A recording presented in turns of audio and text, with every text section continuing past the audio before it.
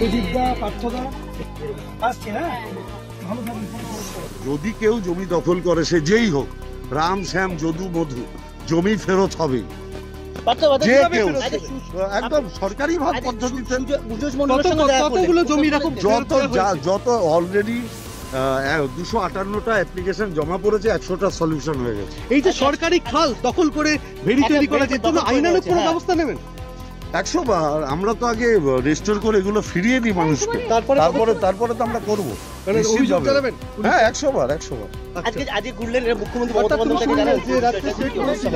হ্যাঁ, মানুষের অভাব অভিযোগের কথা নিশ্চিতভাবে আমাদের নেতা মন্ত্রী সুজিত বোস অতি অবশ্যই সিএমকে জানাবে।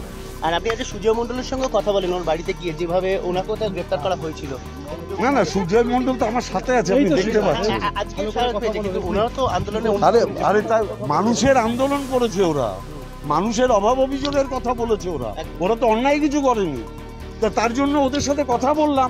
ওরা তো মমতা ব্যানার্জির উপর ওদের রাগ নেই, গ্রামের মানুষ মমতা ব্যানার্জির পক্ষে। তা সেটাই তো ওরা বলছে যে কিছু লোক অন্যায় করেছে, মমতা ব্যানার্জির ছবিকে কালিমালিপ্ত করার চেষ্টা করেছে।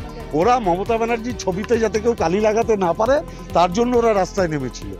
ওরা তৃণমূলের শুদ্ধিকরণের জন্য রাস্তায় নেমেছিল। আমরা ওদের কথা শুনছি। এই যে শেখ সাহেব, এই যে ওরা তো শেখ সাহেবের বিরুদ্ধে বারবার করে অভিযোগ করেছিল, কিন্তু আমি ওদের একটা বাইটেও শুনিনি। ওরা যা বলেছে সব শিবু উত্তমের বিরুদ্ধে বলেছে, মানে শেখ সাহেবের বিরুদ্ধে কোনো অভিযোগ করেনি তো। আরে না করলে আপনি জোর করে কেন আমার মুখ দিয়ে বলানোর চেষ্টা করছেন? অলরেডি আমাদের প্রচুর জমি যারা অভিযোগ জানিয়েছে, অলরেডি 254 আমাদের কাছে অভিযোগ জমা পড়েছে। 100টা ইতিমধ্যে সমাধান হয়েছে, বাদবাকিগুলো সমাধানের রাস্তায় আছে।